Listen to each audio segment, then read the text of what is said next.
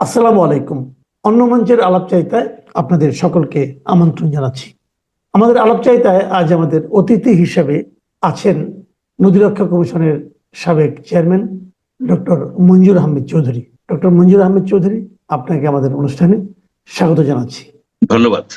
জনাব চৌধুরী, আমি যে প্রসঙ্গটা দিয়ে আজকে আলোচনাটা করতে চাই, আপনি নিশ্চয়ই ওয়াকিবহাল আছেন যে গত কদিন ধরে একটা বিষয় খুব আলোচিত হচ্ছে। সেটা হলো যে রাখাইন অঞ্চলে মানবিক করিডোর দেওয়া না দেওয়া নিয়ে জাতিসংঘের প্রস্তাবে বাংলাদেশের একটা নীতিগত সম্মতি আছে বলে বাংলাদেশের পররাষ্ট্র বিষয়ক উপদেষ্টা জানিয়েছিলেন। তারপর আবার প্রধান উপদেষ্টার যিনি প্রেস সেক্রেটারি, তিনি বলেছিলেন যে এ সংক্রান্ত কোনো আলোচনা হয়নি। তো এরকম একটা অবস্থায় মনে হচ্ছিল যেন সরকারের এক ধরনের আগ্রহ আছে, আবার এর বিপরীতে বিভিন্ন রাজনৈতিক দলের মধ্যে এক ধরনের প্রশ্ন আমরা দেখেছি। তারা বলেছেন যে এই ধরনের একটা ঝুঁকিপূর্ণ সিদ্ধান্ত এই অন্তর্বর্তীকালীন সরকার কারোর সঙ্গে কথা না বলে, আলোচনা না করে নিজেরা নিয়ে নিলেন কেন, তাদের এটা এখতিয়ারের মধ্যে পড়ে কিনা, এরকম নানা কথাবার্তা হচ্ছে। অনেকের মধ্যে আবার একটা যুদ্ধের আভাসও দেখছি। আমি নিজেও এটা নিয়ে বেশ কিছু মন্তব্য করেছি, নিশ্চয়ই আপনি জেনেছেন। তো এ বিষয়ে আপনার অভিমতটা আসলে কি ধরনের? আপনি তো সবসময় কিছু বিষয়ে একটু ব্যতিক্রমী মন্তব্য করেন, ব্যতিক্রমী চিন্তা ভাবনা আপনার আছে। এই বিষয়ে আপনার চিন্তা ভাবনাটা কি, এটা একটু জানতে চাই। সবচেয়ে ইন্টারেস্টিং বিষয় হচ্ছে যে তারা করিডোর, মানবিক করিডোর সৃষ্টি করতে চাচ্ছেন, কিন্তু এই ধরনের করিডোর তো অলরেডি আছে। যদি করিডোর না থাকতো, মানবিক করিডোর, তাহলে এই যে 13-14 লক্ষ রোহিঙ্গা রাখাইন থেকে, মায়ানমার থেকে বাংলাদেশে আসলো, কিভাবে আসলো? বাংলাদেশের ভিতরে কি তাদের উপরে গুলি বর্ষণ করা হচ্ছে বা কোন রকমের ঠেকাই দেওয়া হচ্ছে? ঠেকাই দেওয়া হয়নি। সুতরাং দেয়ার ইজ এ করিডোর। এখন এইটার রেজাল্ট কি হচ্ছে? আমাদের এই করিডোরের রেজাল্ট হচ্ছে যে আমরা এখানে প্রায় 14 লক্ষ রোহিঙ্গা, এবং গত কয়েক মাসে নাকি 1,35,000 আসছেন, এবং এখন প্রতিদিন 100-র মতো আসতেছে এই বাংলাদেশে। তাহলে আমাদের জন্য একটা ভয়াবহ রকমের পরিস্থিতির সৃষ্টি করছে এই যে এত রিফিউজি দেশকে আমরা বলি না, কিন্তু এদের যে চাপ, এটা আমাদের অর্থনীতি এবং আমাদের ইকোলজি, পরিবেশের উপরে একটা মারাত্মক ইম্প্যাক্ট ফেলছে। এখন আপনার যে জিনিসটা হচ্ছে যে এই রাখাইন এলাকাটা, রাখাইন প্রদেশটা, রাজ্যটা, এটা প্রায় সম্পূর্ণভাবে আরাকান আর্মির দখলে চলে গেছে।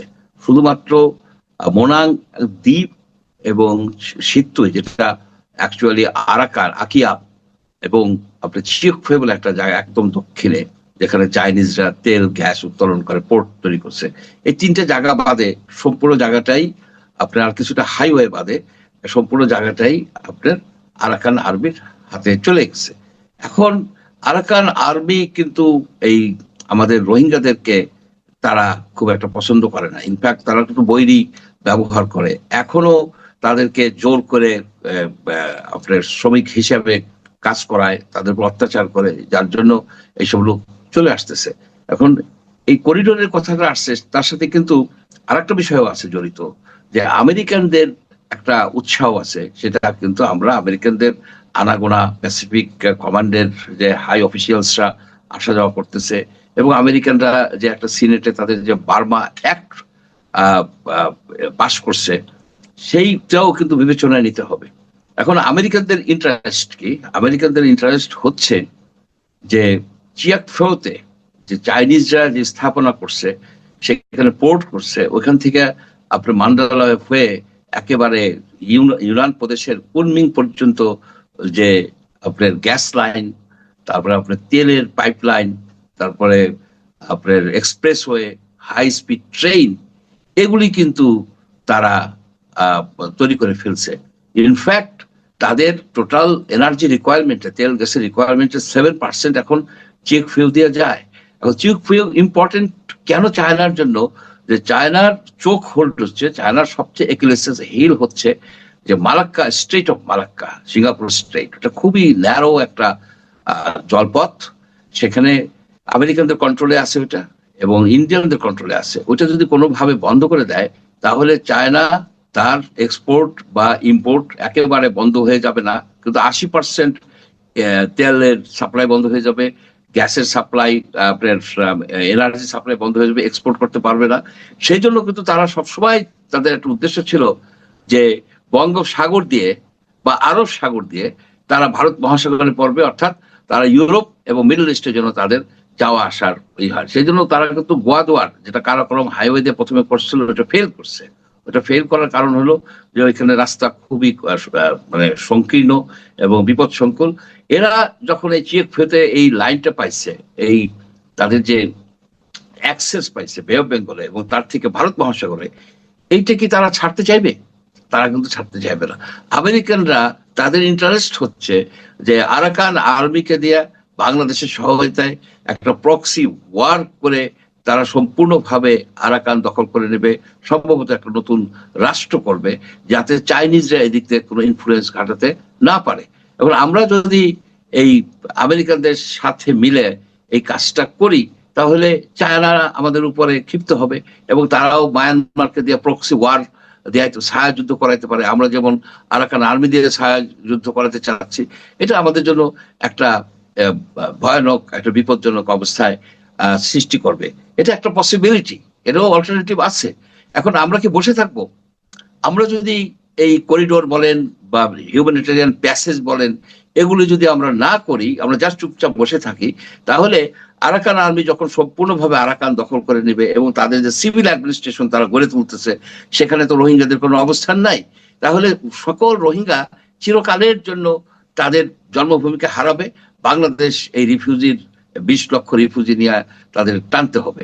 এর জন্য এই যে কাজটা শুরু হয়েছে, এই যে আপনার এই করিডোরের কথা বলা হচ্ছে, আলোচনা শুরু হচ্ছে, আলোচনা তো হচ্ছে এক ধরনের, আমরা যে হয়তো সঠিকভাবে জানি না। সেখানে আমরা কি করতে আমরা পারি যে আরাকান আর্মিকে তুমি এই যে শিলখালিতে যেখানে বেস করতেছো, এখানে ট্রেনিং দেবা, তো সেই সাথে তুমি রোহিঙ্গাদেরকেও ট্রেনিং দেবা, রোহিঙ্গাদেরকে আমরা আর্ম করব, ট্রেন করব এবং তাদেরকে আমরা আরাকানের ভিতরে আমরা পাঠাবো এবং তারা যে সিকিউর করবে যে তাদের উপরে যেন কেউ আক্রমণ না করতে পারে। এই কাজটা আমাদের করতে হবে। ওভারটি করা যায়, কভারটিও করা যায়। না, একটা জিনিস আমি বলছি, আপনি যে বলছেন যে রোহিঙ্গাদের ট্রেন আপ করতে হবে, সেটা কি যে রোহিঙ্গা গুলো আমাদের এখানে আছে এখন, আপনি তাদের প্রশিক্ষণের কথা বলছেন? জি জি, তাদের কথা বলছি। তাহলে এটা কি তাহলে সরাসরি আপনার মানে মিয়ানমারের যে জান্তা আছে, সামরিক জান্তা আছে, তাদের সঙ্গে আমরা একদম সরাসরি একদম যুদ্ধ অবস্থার মতো মুখোমুখি অবস্থানে চলে যাব না? প্রথমত তাদের যুদ্ধ করার ক্ষমতা তো আপনার রাখাইনের বর্ডারের পশ্চিম বর্ডার পর্যন্ত সীমাবদ্ধ, তারা তো বাংলাদেশের সীমান্তে নাই। তাদের শুধু এয়ার পাওয়ার আছে এবং নেভাল পাওয়ার আছে, সেটা বাংলাদেশের সাথে তারা উঠে পারবে না। আর এই যে কভার্ট করা, যেমন আরাকান আর্মির অস্ত্রবাহিত চায়না দিছে, ওয়াই স্টেটে তো চাইনিজদের কন্ট্রোলে, শান স্টেট চাইনিজদের কন্ট্রোলে, ইনফ্লুয়েন্স আছে। সুতরাং আমরাও সেই ধরনের একটা কাজ করবো, হয়তো ওপেনলি ওইভাবে না করে আপনি যদি আরাকান আর্মিকে ট্রেন করা, হিউম্যানিটেরিয়ান প্যাসেজ, হিউম্যানিটেরিয়ান করিডোর, আসলে তো এটা ইউফেমিজম, এটাকে বলা হচ্ছে। আসল কথাই হচ্ছে যে তাদেরকে অস্ত্রপাতি দেওয়া হবে, তাদেরকে আরো বেশি সফিস্টিকেটেড ইকুইপমেন্ট দেওয়া হবে, তাদেরকে ট্রেন করা হবে, তাদেরকে দিয়ে আপনার মায়ানমারের ট্যাকমাডাও বাহিনীকে সরাই দিয়ে চাইনিজদেরকে খেলাইতে হবে। That's the objective of the Americans. এবং বারবা একটার মূল বিষয়টা হচ্ছে তাই আমরা এখানে নেগোশিয়েট করে বলতে পারি যে তোমরা এই সাথে সাথে আমাদের এখানে যে রোহিঙ্গা আছে, রোহিঙ্গা ইউথ যারা ইয়াং, তাদেরকে ট্রেন করে এই সাথে সাথে ভিতরে পাঠাও এবং পাঠায় তারা জায়গা সিকিউর করবে, জায়গা প্রোটেক্ট করবে, ডিফেন্ড করবে। সেখানে বাকি রোহিঙ্গাদেরকে আমরা পুশ করবো যে তোমরা ওখানে চলে যাও, তারা এমনিও চলে যাবে যদি তারা সেখানে সিকিউরিটি পায়। এই কাজগুলি কিন্তু করা দরকার, এই কারণে করা দরকার। যদি আমরা চুপ থাকি, অল্টারনেটিভ যেটা আমাদের পলিটিশিয়ানরা বলছে যে এই ধরনের ডিসিশন নেওয়ার কোনো দরকার নেই, সেটা শেখ হাসিনাও করতো। শেখ হাসিনা তো কোনো কিছুই করে নাই। সে যদি এট দ্য বিগিনিং যদি আমরা নাফ নদীর পারে 2-3 ব্যাটালিয়ন সৈন্য বসাই দিত বা বিডিআর বসাই দিত, যে নাফ নদীর পার ধরে তারা থাকতো, তারা যে এখন এই যে 33টা ক্যাম্পে, কুতুপালং, নয়াপাড়া, এখন ভাষাঞ্চল এইখানে ছড়ায় ছিটে আছে, তারা থাকতো তো নদীর পার ধরে, নোম্যান্স ল্যান্ডে তারা থাকতো। সেইখান দিয়ে এনজিওরা তাদের সাহায্য করতো বা করতো না, সেটা আমাদের বিষয় না। এটা তো রোহিঙ্গারা তো আমাদের নাগরিক না, তারা হচ্ছে মায়ানমারের নাগরিক। সুতরাং মায়ানমারের রেসপন্সিবিলিটি আছে অথবা ওয়ার্ল্ড কমিউনিটির রেসপন্সিবিলিটি আছে। আমরা এতটা মানবিক হইতে গেলাম, কেন হইতে গেলাম? আমরা 17 কোটিকে খাওয়াইতে পারো, আর 10 লক্ষকে খাওয়াইতে পারবো না কেন? এই যে ছেলে মানুষই কথা বলে এমন একটা বিপদের মধ্যে ফেলাই গেছে এই জাতিকে, এইটার থেকে এখন আমাদের অনেক কিছু ভাবতে হয়, যুদ্ধের কথা, মায়ানমারের সাথে যুদ্ধের কথা ভাবতে হয়। আপনার প্রথমেই যদি নাফ নদীর পারে তাদেরকে আটকায় দেওয়া হতো প্রথমে, এটা আমি ওপেনলি বলছিলাম সেই সময়। জিয়াউর রহমান এক ভালো কাজ করছে। জিয়াউর রহমান কিন্তু বিগিনিং এই বলছে গেট লস্ট, এখানে আসলে আমি তোমাদের অ্যাটাক করবো, করার ফলে এরা কিন্তু নিয়ে গেছে 2 লক্ষ 2.5 লক্ষ যেটা আসছিল জিয়াউর রহমানের আমলে, এটা কিন্তু শেষ পর্যন্ত মায়ানমার নিয়ে গেছে। কিন্তু আমাদের এই সফট স্ট্যান্সের জন্য, আমাদের এই নরম অ্যাটিটিউডের জন্য আজকে আমরা এই বিপদে পড়ে আছি। এখন একটা রিস্ক আছে, আমি মনে করি রিস্ক আছে, কিন্তু তারপরেও যে কিছু এই বিষয়টা নিয়ে কথাবার্তা হচ্ছে, নাড়াচাড়া হচ্ছে, এবং এটাও কিন্তু একটা পজিটিভ সাইড। এখন এটাকে ম্যানেজ করতে হবে, খুব ডেলিকেটলি ম্যানেজ করতে হবে। রোহিঙ্গাদের পাঠানোর জন্য যা যা করা দরকার তাইতেই করতে হবে। আরাকান আর্মি যদি বাংলাদেশে তাদেরকে ট্রেনিং নিতে আসে আমেরিকানদের সহযোগিতায়, যেটাও অ্যালাউ করতে হবে। অ্যালাউ করে সাথে সাথে রোহিঙ্গাদেরও পাঠিয়ে দিতে হবে। That should be the approach. এখানে মাথা গুজে, আপনার উট পাখির মতো বালুর মধ্যে মাথা গুজে থাকলে এই সমস্যার সমাধান হবে না। আচ্ছা, এখানে একটা প্রসঙ্গ আসছে বারবার, সেটা হলো যে রাজনৈতিক দলগুলোর সঙ্গে আলোচনা কেন করা হলো না। তো এই প্রসঙ্গটা অবশ্যই মানে আমি মনে করি যে এটা নিয়ে অনেক আলোচনা করছি, কিন্তু রাজনৈতিক দলগুলোর সঙ্গে আলোচনা করা গেলে কি সবকিছু সমাধান হতো?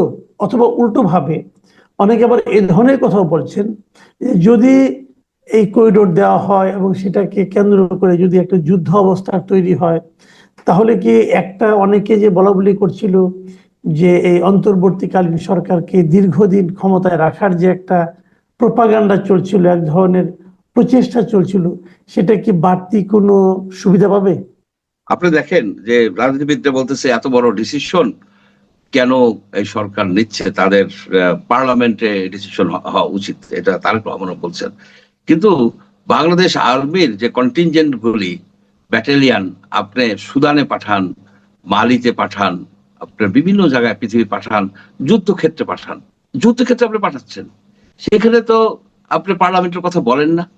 এতগুলি সৈন্য যাচ্ছে একেবারে বেলিগ্রেন্ট, একেবারে যুদ্ধ অবস্থার মধ্যে, যুদ্ধ চলতেছে, তার মধ্যে তারা পিস মেকিং মিশনে চলে যাচ্ছে, সেটা তো আপনি বলতেছেন না।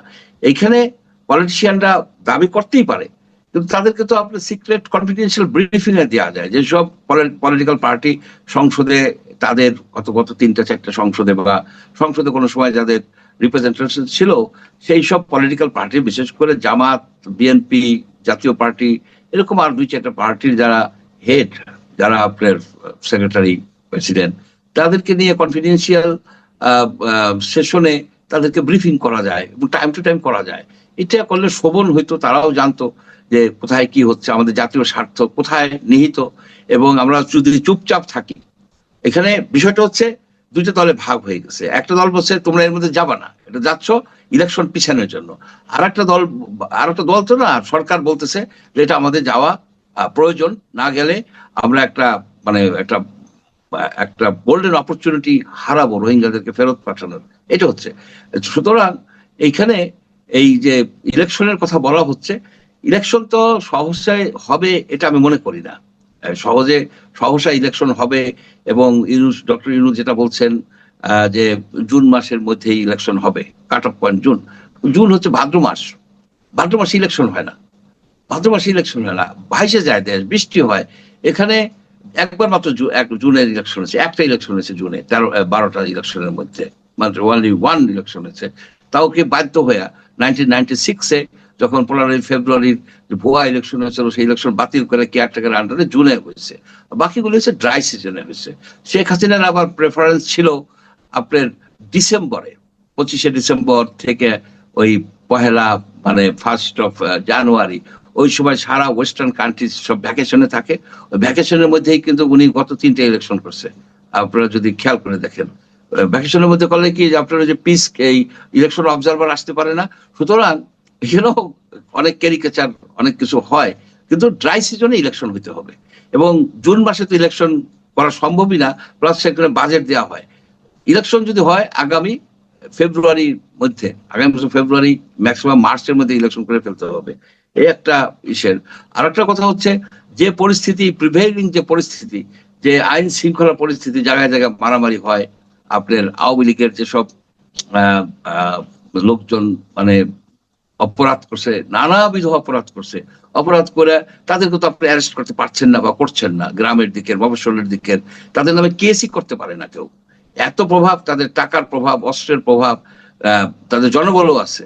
এই এইসব নিয়ে যে পরিস্থিতি, এই পরিস্থিতিতে আমি মনে করি না যে এই টাইম ফ্রেমের মধ্যে ইলেকশন করা সম্ভব। এদেরকে প্রথমত আওয়ামী লীগের যেসব অপরাধী তাদেরকে আপনার কাস্টডিতে নিতে হবে। তাদেরকে কাস্টডিতে কাউকে আপনি নিতে পারতেছেন না। কতগুলি গান গায়, কবিতা পড়ে, আপনি নাটক করে, এই লোকগুলিকে ধরে ধরে ধরে ধরে আপনি বলতেছেন যে আমরা বিচার করতেছি, এদের বিচার হইতে হবে। কিন্তু আসল অপরাধী কোথায়? আসল অপরাধী থানা লেভেলে। এই যে আপনার উপজেলা আওয়ামী লীগের প্রেসিডেন্ট, সে কি আপনার অবিচার করছে? আপনি খুঁজে দেখেন কিভাবে সে মানুষের জমি নিয়ে গেছে, কিভাবে জোর করে মানুষকে আটকায় রাখছে, চাকরিতে টাকা নিচ্ছে, এইটা করছে। কত ধরনের অপরাধ যে তারা করছে ফিরিস্তি দিয়ে শেষ করা যাবে না। চাঁদাবাজি করছে, দোকান দখল করছে, রাস্তা নিয়ে গেছে, মানুষের বাড়িঘর উৎখাত করেছে, রেল লাইন দিয়ে আপনার জনপদ উৎখাত করে দিচ্ছে, রেল লাইন ভিতর দিয়ে দিয়ে। আমরা এগুলি সব কাহিনী জানি, আমরা উই নো এগুলি করছে। তাদের তো ধরা হচ্ছে না। তারা তো আপনার অনেক কলকাঠি নাড়ে, এবং তারাও ইলেকশন হলে তাদের কলকাঠি এরকম কলকাঠি হবে যে সেই কলকাঠিতে সবকিছু ওলট পালট হয়ে যাবে। সুতরাং ইলেকশন করার আগে আপনার এই আওয়ামী লীগের এই অপরাধীদেরকে কাস্টডিতে নিতে হবে, তাদের বিচার করতে হবে, তারপরে পরিস্থিতি আপনি চাঁদাবাজ মুক্ত করতে হবে, দুর্নীতি মুক্ত করতে হবে, করে আপনার একটা যৌক্তিক সময়ের মধ্যে আপনি ইলেকশন দিবেন। তাতে যদি দেরি হয় অসুবিধা কি? আপনি আপনার ইলেকশন দিলেন। কিন্তু আপনি আপনি যে কথাটা বলছেন, আপনি যেভাবে বলছেন যে আওয়ামী লীগের চাঁদাবাজদের, করাপ্ট লোকদের আগে কাস্টডিতে নিতে হবে, তাদেরকে আপনি পাবেন কোথায়? তাদের অনেকে তো দেশের বাইরে চলে গেছে। দেশের বাইরে কতজন? তাদেরকে কিভাবে পাবেন? আপনার না, দেশের বাইরে যারা আছে, দেশের বাইরে যারা আছে তো আছেই তারা, কিন্তু দেশের ভিতরে কতগুলি আপনার উপজেলা ইসের, এই যে আমার এলাকায় তো এইসব অপরাধী তো ঘুরে বেড়ায়, এসব অপরাধ ঘুরে বেড়ায়, ঈদের জামাত পরে তারা ম্যানেজ করে নিচ্ছে, থানাকে ম্যানেজ করে, বিএনপির লোকজনকে ম্যানেজ করে, তাদের প্রচুর টাকা আছে। সুতরাং আপনি যদি মফস্বলের দিকে দেখেন, অনেক থানায়, অনেক উপজেলাতে আপনার সে এমপিদের কাছে একটা কেস হয় নাই। সে যদি 1 বছর পরে বলে আমার দেখো আমি এত অপরাধ করছি, আমার নামে তো কেউ অভিযোগ করে নাই, কিন্তু অভিযোগ দিতে পারে নাই, সাহস পায় না, সেই কথা তো কেউ বলবে না। সরকার তো সেটাকে এনশিওর করতে পারতেছে না। সরকার এখানে স্বরাষ্ট্র মন্ত্রণালয় এত দুর্বল, পুলিশ প্রশাসন এতটা নিষ্পৃহ, এতটা নিষ্পৃহ যে অপরাধীরা ঘুরে বেড়াচ্ছে, এত অপরাধ করছে, মামলা করছে, 30টা মামলা করে একটা লোক সর্বশান্ত করে দিচ্ছে। যে লোক, তার বিরুদ্ধে কি আপনি কোনো অ্যাকশন হইতেছে? হচ্ছে না। এই যে হচ্ছে না, এই যে হচ্ছে না, এর জন্য আপনি কাকে দায়ী করবেন? আমাদের স্বরাষ্ট্র মন্ত্রণালয়। ওকে, যে সরকার, স্বরাষ্ট্র মন্ত্রণালয়কে দায়ী করবো না ঠিক আছে, যে সরকার এই সাধারণ কাজগুলি করতে পারছে না, সেই সরকারকে আপনি আরো দীর্ঘদিন থাকার জন্য প্রেসক্রিপশন দিচ্ছেন কিভাবে? না, আপনি তো আবার না, এখানে তো catch-22 সিচুয়েশন আপনি পড়ে গেছেন যে আবার এই সরকার তো ইলেকশনও করতে পারবে না। আপনি এই সরকারকে এই মুহূর্তে দেন যে আইন শৃঙ্খলা পরিস্থিতি এইরকম যে স্কুল কলেজগুলির যে বোর্ড আছে, গভর্নিং বোর্ড, বোর্ডের ইলেকশন গুলি করুক তো, মারামারি হয়ে তলকালাম হয়ে যাবে সারা বাংলাদেশে। এখানে আইন শৃঙ্খলা পরিস্থিতির র্যাপিড উন্নতি করতে হবে। উন্নতি করতে হলে যা যা করণীয়, এই সরকারের রিফর্ম করা দরকার, সরকারের ভালো মতো রিফর্ম করা দরকার। সরকারের ভিতরে তো দুর্নীতিও ঢুকে গেছে। আপনি দেখেন দুর্নীতি দুদক তদন্ত করতেছে। আপনার একটা প্রোগ্রামে দেখলাম যে ঢাকা সিটি কর্পোরেশনের এই যে গরুর ব্যাপক দুর্নীতির একটা কথা বলেন, পেপারও দেখলাম এটা হচ্ছে। তো এগুলিকে তো আগে একটা সলিউশন আনতে হবে। একটা বিষয় হচ্ছে কি, দেখেন এতগুলি লোক, এতগুলি ছেলে, তরুণ তরুণী মারা গেল, কিসের জন্য মারা গেল? আমরা একটা স্বচ্ছ একটা সমাজ চাই, আমরা একটা দুর্নীতিমুক্ত সমাজ চাই, আমরা একটা এই সন্ত্রাস মুক্ত সমাজ চাই, আমাদের জন্য জীবনটা সুস্থ ভাবে আমরা যেন জীবন কাটাইতে পারি। সেটাকে আমরা পারতেছি এখন? আমরা এখন দেখেন এই যে আপনার এই যে হতাশা, আপনি বলছেন যে আপনি পারছেন না সন্ত্রাস মুক্ত, আপনার যে প্রত্যাশিত জীবন যাপন করতে পারছেন না, এর জন্য আপনি কাকে দায়ী করবেন? এটা দিয়ে সরকারকে দায়ী করবেন? এই সরকার তো আলটিমেটলি পারছে না। সরকারকেই দায়ী করব, আমি সরকারকেই দায়ী করব। একদিকে একদিকে এই সরকার অনির্বাচিত, সে আবার এই দিকে একদিকে আরেকদিকে এই সরকার ক্যাপাবল না, তাহলে আপনি এই সরকারকে দীর্ঘ সময় ক্ষমতায় থাকতেই বা বলেন কিভাবে? আমি মনে করি যে তারা ইমপ্রুভ করার যারা চেষ্টা চালাবে, তারা এইভাবে যদি চলে তাহলে তো আরো বেশি ঝামেলা হয়ে যাবে। কারণ আওয়ামী লীগের হ্যাঁ, সন্ত্রাসীরা, হ্যাঁ, আওয়ামী লীগের অপরাধীরা, তারা কিন্তু এমন ভাবে সংগঠিত হচ্ছে যে কোনো সরকারের উদ্যোগকে তারা বানচাল করে দিতে পারে। যে কোনো উদ্যোগকে তারা বানচাল করে দেওয়ার তাহলে প্রয়োজনীয় তারা নাম। সেক্ষেত্রে আপনার এখন এই মুহূর্তে করণীয় কি? আমি তো মনে করি এই মুহূর্তে করণীয় দ্রুত নির্বাচন দিয়ে একটা পলিটিক্যাল গভর্নমেন্টের দায়িত্ব ছেড়ে দিয়ে এদের চলে যাওয়া এই সরকারের মান সম্মান নিয়ে। না, সেই নির্বাচন যদি সুষ্ঠুভাবে দিতেই পারে, যদি সেইভাবে দিতেই পারতো, তাহলে সরকার তো একটা কেপেবল সরকার বলে গণ্য হবে। সেই সরকার কেপেবল হতে হবে। সেই সরকারকে আপনার শক্তি সঞ্চয় করার জন্য চাপ সৃষ্টি করতে হবে যে আপনার আপনি স্বরাষ্ট্র মন্ত্রণালয়কে আরো বেশি শক্তিশালী করুন, আরো বেশি তার চেইন অফ কমান্ডকে স্ট্রং করুন। এইভাবে যদি না করা হয়, তাহলে আপনি এখন ইলেকশন তারা করতে পারবে না। আবার ইলেকশন করলে যারা আসবে তাদের কাছে কি আপনার কোনো গ্যারান্টি আছে? আপনার তো পলিটিক্যাল সরকার শেখ হাসিনা ছিল, সে তো ইলেকশন করেই আসছিল না, না, না, 2008। আপনি আপনি আপনি গ্যারান্টি চাচ্ছেন কার কাছে? তার কাছে গ্যারান্টি চাচ্ছেন যে নাকি নিজেই ক্যাপাবল না। তাহলে না, না, কি আমি গ্যারান্টি আপনি চাচ্ছি যে পলিটিক্যাল পার্টি দুইটা যারা, মন্দের মধ্যে আপনি কোন দিকে যাবেন? আমি আমি আমি চাবো যে এই সরকার, ইন্টারিম সরকার আরো বেশি শক্তিশালী হোক, আরো বেশি শক্তিশালী হোক। তাদের ভিতরে একটা বোধ আসুক যে এইভাবে চলে না, এইভাবে চলে না। তারা আইন শৃঙ্খলা পরিস্থিতির উন্নতি করুক। আপনি দেখুন যে এই যে বিভিন্ন জায়গায় মারামারি হয়, কিছু হইলেই ছাত্রদেরকে তারা তো নিতেই পারলো না ক্লাসে, ছাত্রদের নিতে পারলো না, এখন শিক্ষকদেরও নিতে পারতেছে না। শিক্ষকরাও আপনার এই আন্দোলন করতেছে জায়গায় জায়গায়, নানাবিধ আন্দোলন। এইসব আন্দোলনকে এন্টারটেইন করে কেন? বলে যে নির্বাচিত সরকার আসবে, তারা সলিউশন করবে। আপনার এই সরকারের অনেকগুলি ভুলও আছে। তাদের নারী নীতি করার দরকারটা কি? তাদেরকে নারী নীতি করার জন্য কি তাদেরকে আনা হচ্ছে? তাদের অনেক জিনিসগুলি আছে এখানে, তাদের সংস্কার করার দরকার। অতটুক সংস্কার, যে সংস্কারের মাধ্যমে একটা ফ্রি ফেয়ার নির্বাচন করা যায়, যে সংস্কারের মাধ্যমে নির্বাচিত রাজনীতিবিদরা যেন রাজা না হইতে পারে, প্রভূত সম্পদের মালিক, ইলিগালি মালিক না হইতে পারে, সেই ব্যবস্থার এনশিওর করা। তাহলেই তাদের লিগাসিটা থেকে যেত। সেটা না করে আপনার সেই সংবাদপত্র কিভাবে চলবে, কোনটা কিভাবে চলবে, প্রায় কত 11টা কমিশন, তার মধ্যে আবার শিক্ষার কমিশন করে নাই। আপনার যে ক্যাডারের দ্বন্দ্ব, সেটা মিটানোর দায়িত্ব দেয় সরকারের না। এই সরকারের দায়িত্ব হচ্ছে একটা ফ্রি ফেয়ার ইলেকশন করার জন্য পরিস্থিতি এনশিওর করা। সেই এনশিওর তো করতে পারে নাই, বরং পরিস্থিতি আরো জটিল হয়ে যাচ্ছে। সেই জন্য এই সরকারকে আরো বেশি শক্ত হইতে হবে। তাদেরকে এটাই আমি এনকারেজ করি যে আপনারা আরো বেশি শক্তিশালী হন, আরো বেশি আইন শৃঙ্খলার দিকে, সবচেয়ে বেশি জোর দেন আইন শৃঙ্খলার দিকে। জি, অনেক ধন্যবাদ, অনেক ধন্যবাদ জনাব মঞ্জুর আহমেদ চৌধুরী। প্রিয় দর্শক, আপনারা শুনলেন যে আমাদের দেশের চলমান যে সমস্ত রাজনৈতিক এবং আমাদের রাষ্ট্রীয় যে সমস্ত পলিসিগত বিষয়ে যে আলোচনাগুলি হচ্ছে, বিতর্কগুলি হচ্ছে, সেই বিষয়ে জনাব মঞ্জুর আহমেদ চৌধুরীর মূল্যায়ন, তার মন্তব্য